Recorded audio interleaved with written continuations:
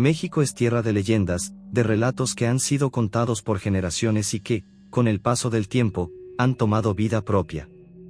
Pero entre todas las historias de terror que han helado la sangre de los más valientes, hay una que resuena con un miedo profundo, la de las Tlahuelpuchis, figuras envueltas en el misterio, protagonistas de relatos que han perdurado con el paso de los siglos. A lo largo de este video, recorreremos varios relatos que han alimentado esta espeluznante leyenda. Testimonios de aquellos que aseguran haber sentido su presencia, historias que se han transmitido de generación en generación y encuentros aterradores que desafían toda lógica. Cada relato nos llevará más profundo en la oscuridad, en un viaje donde la realidad y el mito se entrelazan hasta volverse indistinguibles. Dicen que las Tlahuelpuchis se ocultan a plena vista, que su apariencia es la de cualquier otra persona, hasta que cae la noche. Algunos han despertado con un peso en el pecho, sintiendo como algo invisible succionaba su aliento, incapaces de moverse, atrapados en una pesadilla de la que solo unos pocos logran escapar. Otros han visto sombras reptar por los techos, han escuchado sonidos en la madrugada, han sentido el escalofrío de una presencia que acecha entre las tinieblas. Apaga las luces, ajusta el volumen y prepárate. Porque esta noche, nos adentraremos en relatos que podrían cambiar tu forma de ver la noche para siempre. Y recuerda, si sientes un hormigueo en la piel o el aire se vuelve pesado a tu alrededor, tal vez ella ya esté cerca.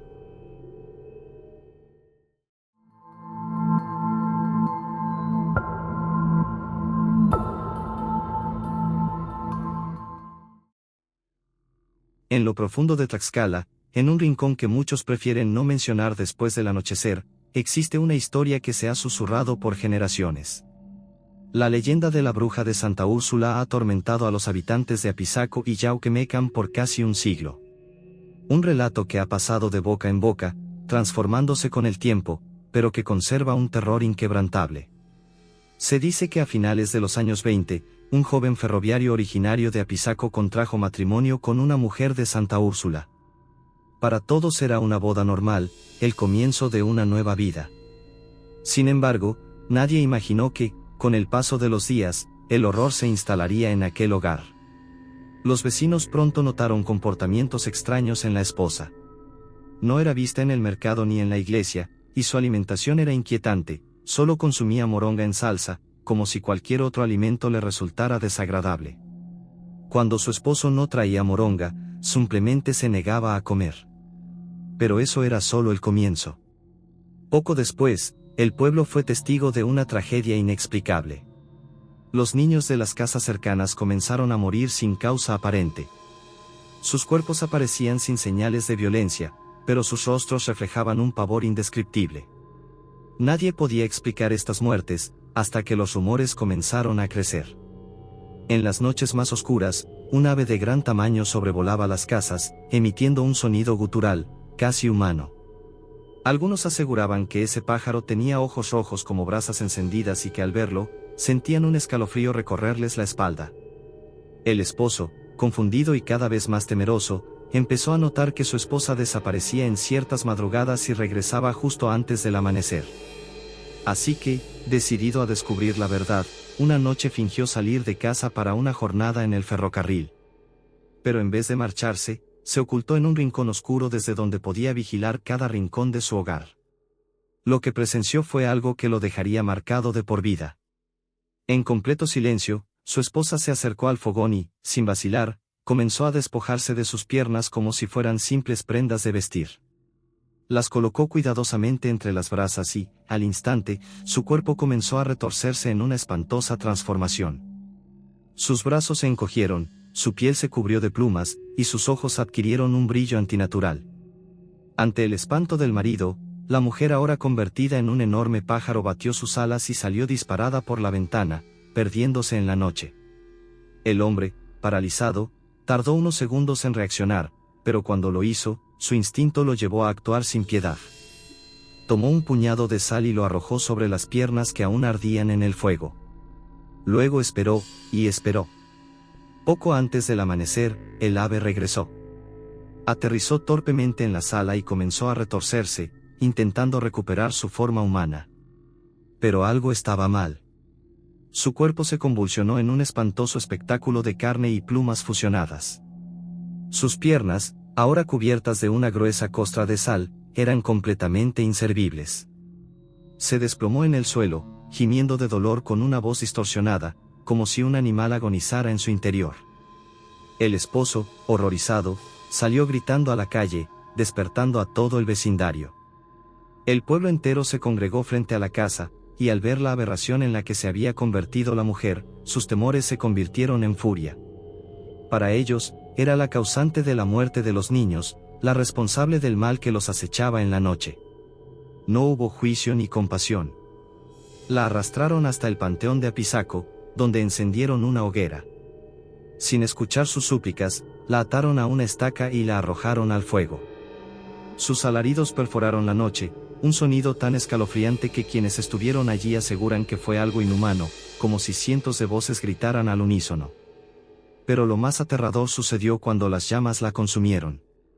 Se dice que, en el último instante, una sombra oscura emergió del fuego y se elevó por el cielo, perdiéndose en la negrura de la madrugada.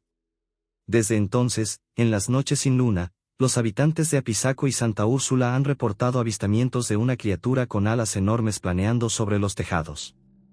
Algunos afirman que, si escucha su lamento, es señal de que algo malo está por ocurrir. Con los años, la historia de la bruja de Santa Úrsula ha pasado de generación en generación. Los ancianos advierten a los jóvenes que no salgan después de la medianoche y que nunca ignoren el sonido de aleteos en la oscuridad. Algunos aseguran que Dionisia nunca murió realmente, que su espíritu sigue vagando, esperando cobrar venganza. Quizás solo sea una leyenda, o tal vez, en alguna noche de insomnio, cuando el viento sople con una fuerza inusual y las sombras parezcan moverse por sí solas, escuches un sonido extraño en la ventana. Y entonces sabrás que no estás solo.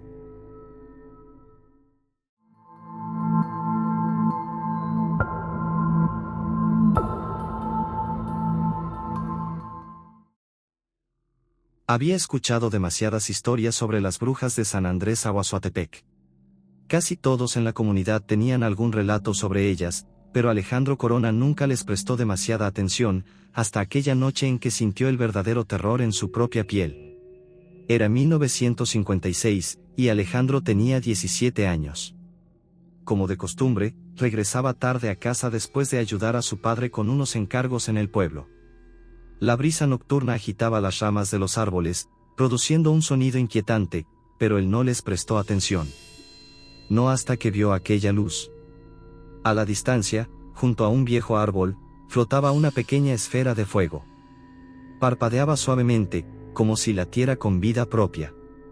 Al principio, Alejandro pensó que sus ojos le estaban jugando una mala pasada, que quizás era el reflejo de alguna lámpara lejana. Pero cuando volvió a mirar, la luz ya no era pequeña, había crecido. Y lo peor, se movía. Saltaba de un árbol a otro, como si algo la controlara. Alejandro sintió un escalofrío recorrerle la espalda. El aire se sentía más pesado, y el instinto le gritaba que no era normal. Dio un paso atrás, tratando de ignorarlo. No quería pensar en los relatos de los ancianos, en las advertencias sobre esas brujas que se transformaban en bolas de fuego para cazar a los desprevenidos. Pero entonces, otra luz apareció, y otra más. Ahora eran 3. Se deslizaban entre las ramas como si estuvieran vivas, rodeándolo lentamente. Su pulso se aceleró. No podía quedarse ahí. Sin pensarlo más, empezó a correr. No miró atrás, solo se concentró en moverse lo más rápido posible. Sin embargo, la oscuridad de la noche lo traicionó. En su desesperación, no se dio cuenta de que sus pasos lo estaban llevando hacia la barranca de San Andrés, un sitio donde, según las historias, muchos habían desaparecido sin dejar rastro. Los relatos decían que las brujas usaban la barranca para deshacerse de quienes atrapaban. Que muchos caminaban hipnotizados hasta el borde y caían, sus cuerpos nunca encontrados. Alejandro sintió que el suelo se inclinaba peligrosamente bajo sus pies. Su cuerpo se inclinó hacia adelante, al borde del abismo, y justo en ese momento, un grito rompió el silencio de la noche. «Métete aquí, rápido». Era la voz de un vecino. Alejandro apenas pudo reaccionar. Giró bruscamente y corrió hacia una puerta abierta, sintiendo un calor abrasador en la espalda, como si aquellas luces intentaran sujetarlo. Apenas cruzó el umbral, la puerta se cerró de golpe detrás de él. El vecino lo miró con seriedad. No preguntó nada, solo le sirvió un vaso con agua y le indicó que se sentara. Alejandro temblaba. «Ya las viste, ¿verdad?», murmuró el hombre. Alejandro asintió, incapaz de pronunciar palabra. El anciano suspiró. «No eres el primero, y tampoco serás el último». Le contó que en San Andrés Aguazuatepec, esas luces eran bien conocidas. No eran simples fuegos fatuos ni fenómenos naturales, sino tlahuelpuchis. Mujeres con poderes oscuros, capaces de desprender su cabeza y convertirse en bolas de fuego para alimentarse de la sangre de los vivos, especialmente de los niños. Le explicó que aquellas brujas se sienten atraídas por la sangre nueva, por la energía de los jóvenes. Y cuando encuentran a alguien que camina solo por la noche, lo persiguen, lo acorralan y lo guían hasta la barranca, donde su destino es incierto. Alejandro sintió un escalofrío recorrerle el cuerpo. Había estado al borde de la muerte. De no haber sido por la ayuda de aquel vecino, habría sido una más de las tantas desapariciones sin explicación. Esa noche comprendió que las historias que había ignorado toda su vida eran más que simples cuentos. Eran advertencias. Desde aquel día, nunca más caminó solo de noche. Y aunque pasaron los años, en su mente siempre quedó grabado el resplandor hipnótico de aquellas luces flotando entre los árboles. Y el pensamiento de que, en algún rincón de San Andrés Aguazuatepec, ellas seguían allí, esperando a su próxima víctima.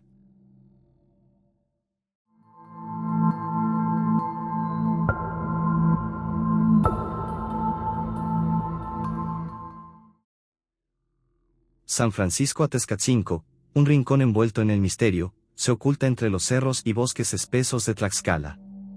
Este pequeño poblado, perteneciente al municipio de Tetla, es un lugar donde la realidad y lo sobrenatural parecen entrelazarse en cada rincón. Aquí, el silencio nocturno no es un simple vacío, sino un velo que oculta presencias ancestrales, entidades que han acechado a los habitantes desde tiempos inmemoriales. Las noches en Atezcatzinco son distintas. La brisa nocturna trae consigo murmullos incomprensibles, un lenguaje antiguo que pocos logran interpretar. Se dice que las brujas merodean en la penumbra, deslizándose como sombras informes entre las copas de los árboles. Cuando menos lo esperas, una luz tenue aparece en la distancia, pequeña al principio, casi insignificante, pero con cada parpadeo se torna más intensa, más hipnótica. No es una simple llama. Es una advertencia. Los ancianos del pueblo han contado estas historias durante generaciones. Cuentan que aquellos incautos que se quedan afuera después de la medianoche corren el riesgo de ser seducidos por estas luces. Como si un hechizo se apoderara de ellos, pierden la noción del tiempo y del espacio, y cuando menos lo esperan, se encuentran en un lugar del que no hay retorno. Uno de los relatos más espeluznantes que se han transmitido en Atezcatzinco es el de Eduviges, la morena, Molina, una mujer que asegura que su abuelo enfrentó cara a cara a una de estas entidades. Todo ocurrió una noche, cuando el hombre regresaba a casa después de una larga jornada en Tlaxco. Decidió tomar un atajo por el Puente Quebrado, un lugar que ya tenía su propia reputación siniestra. Mientras cruzaba el puente, sintió un escalofrío recorrer su espalda. Algo lo observaba. Su mirada se elevó instintivamente hasta las ramas de un viejo árbol y ahí, inmóvil en la oscuridad, un guajolote de plumaje negro lo miraba fijamente. Lo extraño no fue encontrar al ave en ese lugar, sino lo que ocurrió después. Sin mover el pico, sin un solo aleteo, el guajolote habló. Su voz no era la de un animal, sino la de una mujer.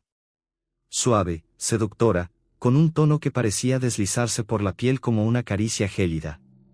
Soy una dama que ha perdido su camino. ¿Podrías ayudarme? El hombre sintió su mente nublarse. Cada palabra lo arrastraba más profundo, como si la voz misma fuera un hechizo. Sus pies comenzaron a moverse sin que él lo ordenara. Solo tenía una idea en su cabeza: acercarse, tocarla, entregarse por completo a ese llamado. Pero justo cuando estaba a punto de dar el paso definitivo, un grito lo sacudió. Su patrón, que lo había seguido a la distancia, rompió el trance con una exclamación furiosa. El hechizo se disipó en un instante y, con un instinto nacido del terror, los dos hombres se lanzaron sobre la criatura. Lo que ocurrió después aún es motivo de especulación. Se dice que la atraparon y la llevaron al pueblo, donde los habitantes, armados con antorchas y rosarios, la encerraron en una celda improvisada. Pero al amanecer, la celda estaba vacía. No quedaba rastro de la bruja, solo un montículo de cenizas y el eco de una risa lejana que se disipó con el viento. Atezcatzinco está plagado de historias similares. Se habla de un árbol en las afueras del pueblo, un árbol maldito que carga consigo un pasado oscuro. Se le conoce como el árbol del ahorcado, y su historia es tan macabra como su nombre. Hace décadas, un hombre fue acusado de brujería. No hubo juicio ni compasión, solo la furia de la multitud. Lo colgaron de la rama más gruesa y dejaron que su cuerpo se balanceara hasta que el viento se llevó su último aliento. Desde entonces, el árbol ha sido testigo de lo inexplicable. Muchos aseguran que, al acercarse en la noche, se puede escuchar el crujido de la soga. Otros han visto la sombra de un cuerpo colgando, incluso cuando la luna ilumina cada rincón del paraje. Dicen que aquellos que tocan el tronco del árbol están condenados. No mueren de inmediato, sino lentamente, como si una maldición se apoderara de su vida, drenándolos poco a poco hasta dejarlos como cascarones vacíos. Pero eso no es todo. Hay otro ser que deambula por Atezcatzinco, una figura que emerge de las sombras cuando el pueblo duerme. Le llaman el charro negro de Atezcatzinco. No es un simple hombre a caballo. No es un viajero extraviado. Es algo más antiguo, algo que no pertenece a este mundo. Los relatos cuentan que aparece en caminos solitarios, montado en un corcel de ojos rojos como brasas. Se detiene frente a los caminantes y, con una voz que resuena como un eco en la mente, les ofrece riquezas inimaginables. Pero hay una condición. Siempre hay una condición. Aquellos que aceptan su oferta desaparecen sin dejar rastro. No hay cadáveres, no hay señales de lucha. Solo el vacío donde antes hubo una persona. Se dice que sus almas quedan atrapadas en una dimensión ajena a la nuestra, condenadas a servir al charro por toda la eternidad. Los más ancianos advierten que, si alguna vez te lo encuentras, no debes responder a sus preguntas. No debes mirarlo a los ojos. No debes mostrar interés en lo que ofrece. Porque una vez que entras en su juego, no hay escapatoria. Las historias de Atezcatzinco han perdurado a lo largo del tiempo. Son advertencias y recordatorios de que, en este pueblo, la línea entre lo natural y lo sobrenatural es frágil. Quienes habitan aquí han aprendido a vivir con el miedo, a respetar las reglas no escritas que protegen a los suyos. Si alguna vez decides visitar este enigmático lugar, recuerda, cuando la noche cae sobre Atezcatzinco, las sombras despiertan, y las leyendas se convierten en realidad.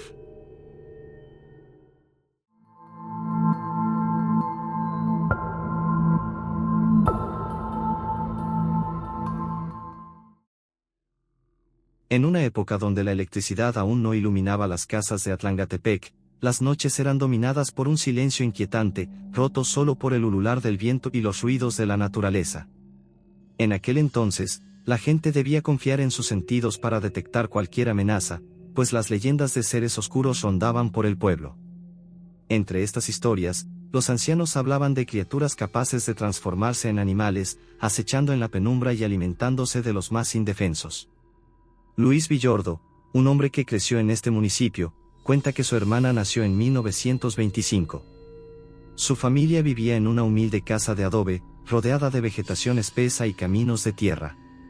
Todo marchaba con normalidad hasta que una noche, cuando la bebé tenía apenas unos días de nacida, un suceso aterrador los marcó para siempre.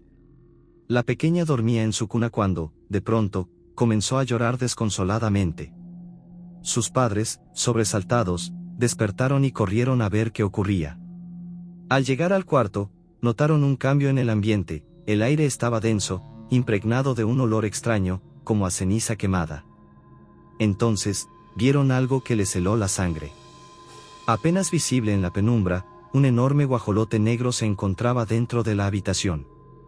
Sus plumas parecían despedir un brillo antinatural, y en el suelo, una sombra alargada se retorcía como si tuviera vida propia. La madre, presa del pánico, recordó los consejos de su abuela y, sin perder un segundo, tomó un espejo y unas tijeras, colocándolos bajo la almohada de la niña. También esparció sal en el suelo y murmuró una oración con la voz temblorosa. El ave, como si hubiera percibido la amenaza, lanzó un chillido desgarrador y se elevó con torpeza, chocando contra las paredes antes de salir por la ventana. En la oscuridad de la noche, se desvaneció entre la bruma. El silencio volvió, pero el miedo se quedó en la casa. A la mañana siguiente, cuando el sol apenas comenzaba a teñir el cielo de tonos naranjas, la familia acudió a un anciano del pueblo, un hombre que conocía los secretos y misterios de la región. Cuando escuchó la historia, su expresión se tornó sombría y su voz adquirió un tono grave. No era un guajolote cualquiera, les dijo. Lo que vieron anoche fue un tlahuelpuchi. El anciano les explicó que los tlahuelpuchis eran brujas con la capacidad de transformarse en aves y otras criaturas para alimentarse de la sangre de los niños. Se decía que estas entidades existían desde tiempos ancestrales y que solo un círculo de fuego o el reflejo de un espejo podía repelerlas. También les advirtió que, si ya habían sido visitados, la criatura podría volver. Siguiendo su consejo, los padres de la niña colocaron espejos en cada esquina de la habitación y encendieron una vela que permaneció prendida todas las noches. Con el tiempo, la sensación de peligro pareció desvanecerse, pero el miedo nunca los abandonó del todo. Los años pasaron, y aunque la niña creció sana y fuerte, en algunas noches frías, su madre aún se despertaba con el corazón acelerado al escuchar el batir de alas sobre el tejado. En el pueblo, el rumor de aquel suceso se convirtió en un murmullo inquietante, una advertencia para aquellos que tuvieran hijos pequeños. En la oscuridad de Atlangatepec, todavía hay cosas que acechan, esperando el momento oportuno para volver.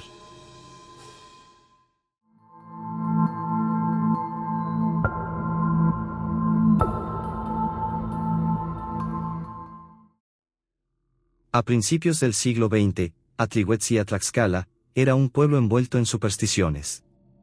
La gente hablaba de algo que acechaba en la noche, algo que descendía desde los cerros y rondaba entre las casas. Don Eusebio, un hombre de campo que toda su vida había trabajado en las haciendas cercanas, nunca creyó en cuentos de brujas ni en los relatos de aparecidos. Pero eso cambió la noche en que su hijo enfermó. Todo comenzó con una fiebre repentina.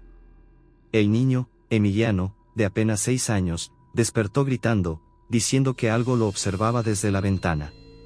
Su madre, doña Rosa, lo consoló y le aseguró que solo había sido una pesadilla, pero la fiebre no cedió.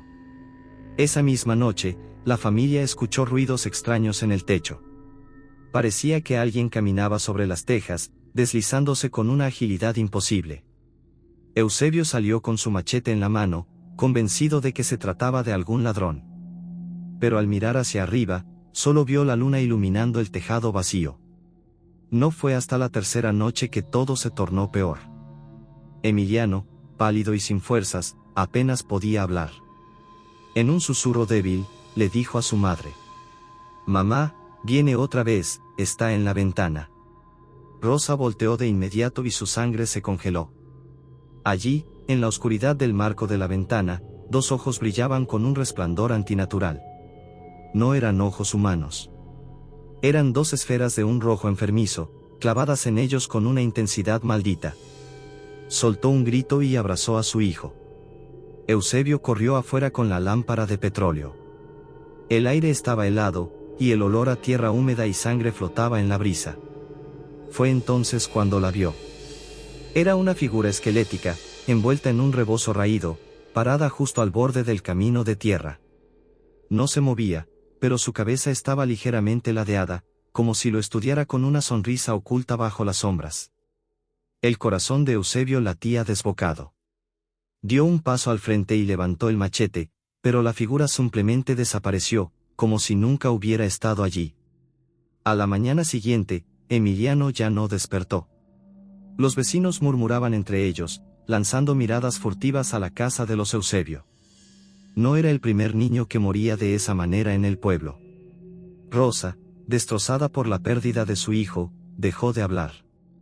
Pasaba las horas en la cocina, removiendo con lentitud un caldo que nunca terminaba de cocinarse.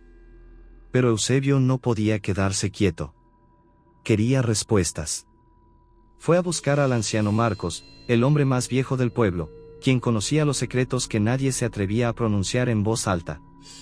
Cuando Eusebio le contó lo que había visto, el viejo empalideció. «Esa no es una mujer común», susurró. «Es una Tlahuelpuchi». El término heló la sangre de Eusebio. «Dicen que son brujas, nacidas con el don de terminar con tu existencia con la mirada. Se alimentan de la sangre de los niños, y cuando te miran, te roban el alma poco a poco». Eusebio sintió náuseas. «¿Cómo se detiene?». El anciano dudó antes de responder.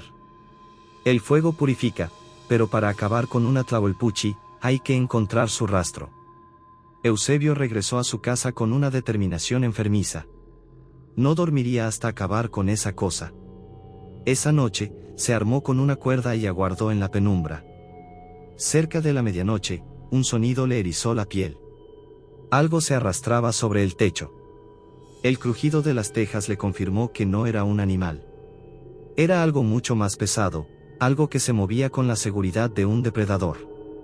Entonces, escuchó la risa. Un sonido ronco, como si alguien se estuviera ahogando y riendo al mismo tiempo.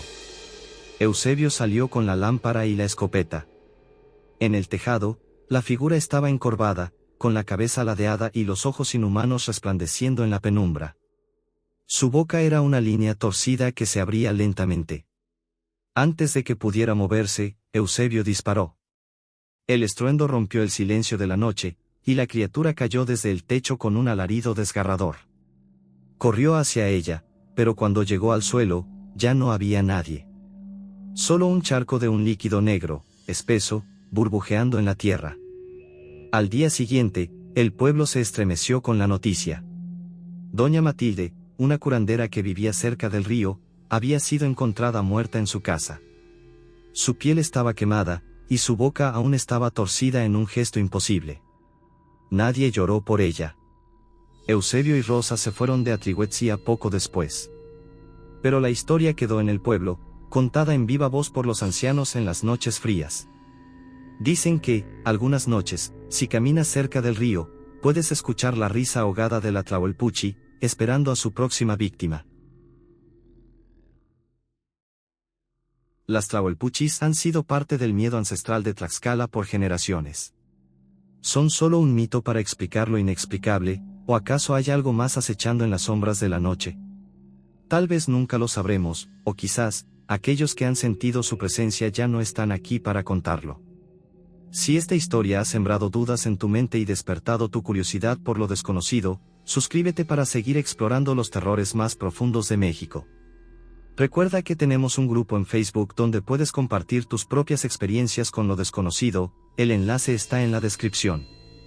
Sígueme en mis redes, sobre todo en Instagram, para estar más en contacto y descubrir contenido exclusivo. Esto es El Culto al Relato, hasta la próxima pesadilla.